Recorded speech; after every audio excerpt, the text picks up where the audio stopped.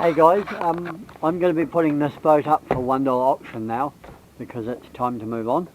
I've got my Nova, which I'm real happy with. Sailed it a couple of times, motored it, and can't have two boats. It's a bit sad because I quite like this boat, and even now I feel reluctant, but one's got to be realistic. So, and no one's been buying it, so I'm going to $1 auction it, and now I'm going to make a video now just so you can see today's condition. It's Sunday, is it the 7th or 8th of May? Yeah, it's the morning. It's here at Jamieson's Bay. It's on a mooring that it can't stay on, so the new owner will have to move it. Oh my god, there's a seal or a whale just over there or something. See in the water just there? Oh, it must be a dolphin. Ah, oh cool. We better not get too distracted by it though. It is very distracting. Ah, cool. I'll keep an eye on that. Anyway, I wanted to show you around it, and that way you know what you're bidding on, and there'll be no excuses for not going through the purchase, because this is how it is today. And I'll try to be as blunt as I can, and keep an eye on that dolphin. So let's walk around the deck. It's the whole boat's fiberglass. It's solid. When I'm walking on this, I can't feel. There is an anchor in there with some chain and rope. There's a spinnaker pole here.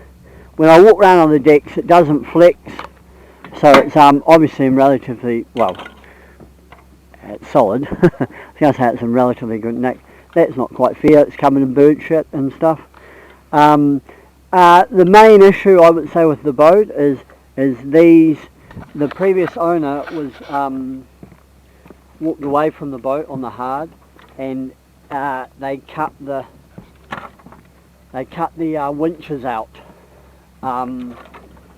These ones here. So I've just basically fiberglassed it in, and then I put some bog. I haven't finished that in any way. That one turns, that one doesn't. This one needs to be bolted on, and this one's in a bucket downstairs.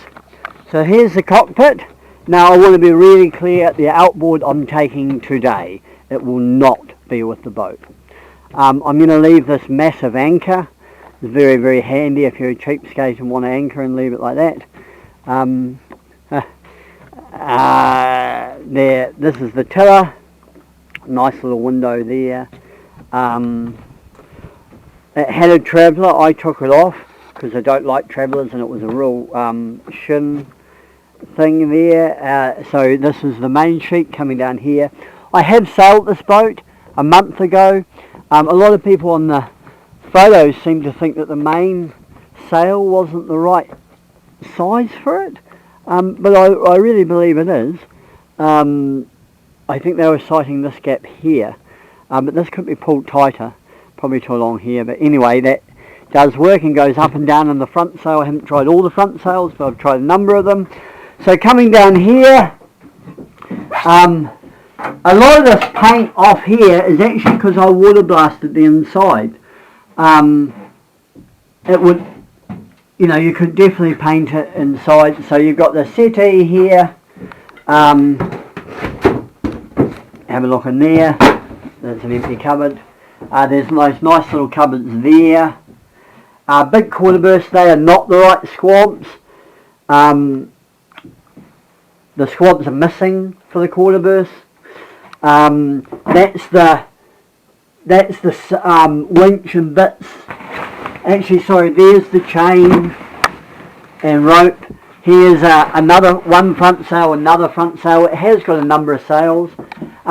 That's how much water it's got in it, probably half a cup, maybe not even, a couple of tablespoons, and it's been sitting here unattended for 3 weeks.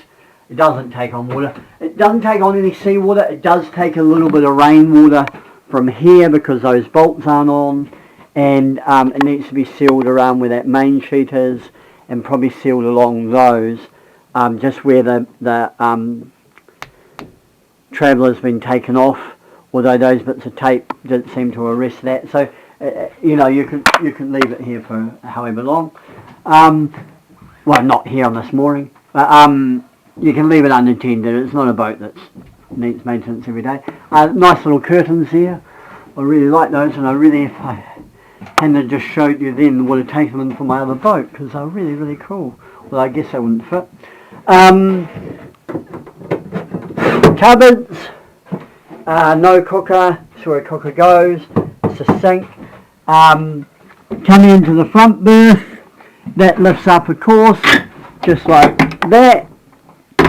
And then this is the toilet area. It had a toilet, I took it out, so it's just an empty area. This is it's a shame that this is all full of stuff. That squab there, oh no, it's just upside down, so that squab there goes on the bottom. There is the right squabs for that double berth. It's actually quite a good double berth. Here's some carpet.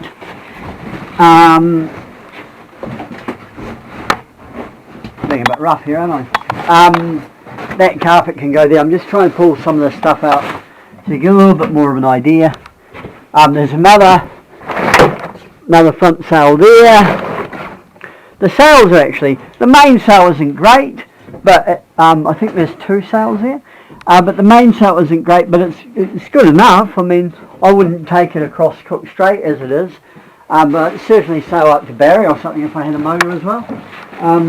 With it is not on a real stormy day. I think a stormy day would tear it apart, but I think it's good for another season of just light cruising, certainly, or a few. I repaired it fairly well. It had a rip in it which I repaired, and but otherwise I'd say it's fairly average. Now I want to show you why this is still going. I hope this is conclusive enough that you're getting a good idea of the boat. Like I said, I want to be really, really clear that motor is not with the boat. It's a long shaft. You need a long shaft. You're definitely not going to get away with a short shaft with this boat. But that long shaft, when I put the throttle on, it's surprisingly fast. Like I would say, geez, the other day I must have been doing 7 knots. Like it really hammered along. Because it's quite light displacement. Now what I really want to do, while I've got you, is I want to show you the outside, just so you can really get a good so there's no way that you haven't seen the whole boat, you know.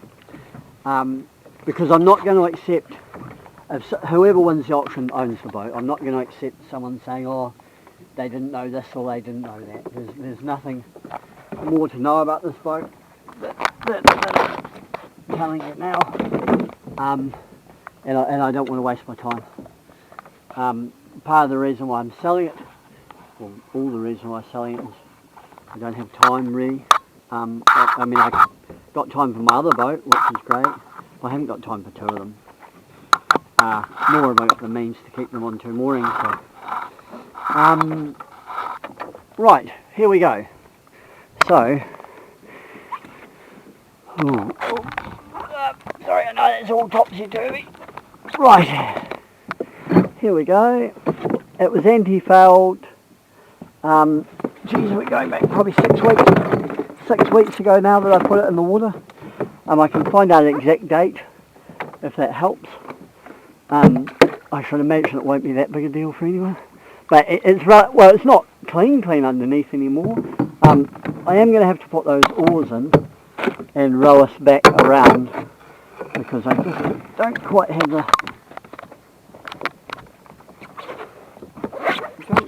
the ability to do it without doing that. So hold on, so anyway, there's it from that angle, and then we're gonna I know this is hickory-pickory. You just have to bear with me a minute.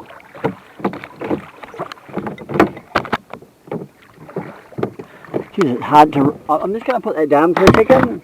You just have to enjoy a view of the sky for a moment. It won't be long.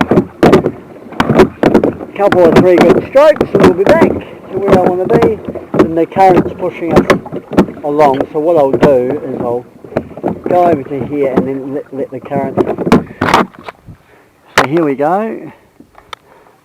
It's a view a bit more from that side. it's a fin keel. I have had it out of the water because I did the anti-foul. The water line is not indicative of where the anti-foul was. I wasn't sure exactly of the water line. My plan was to have it out of the water, have it in the water for a year, and then pour it back out.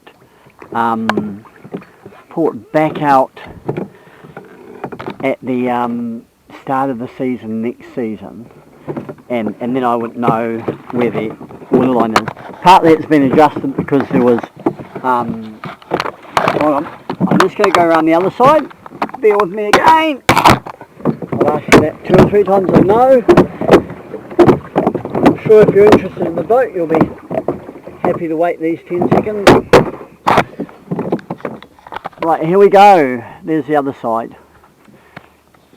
I really like Phoenix. I think it's a really, really neat boat. I'm surprised to be in this position. I've been advertising it now for pretty much, oh God, quite a few weeks, and not one person's come and looked at it, which is a real shame.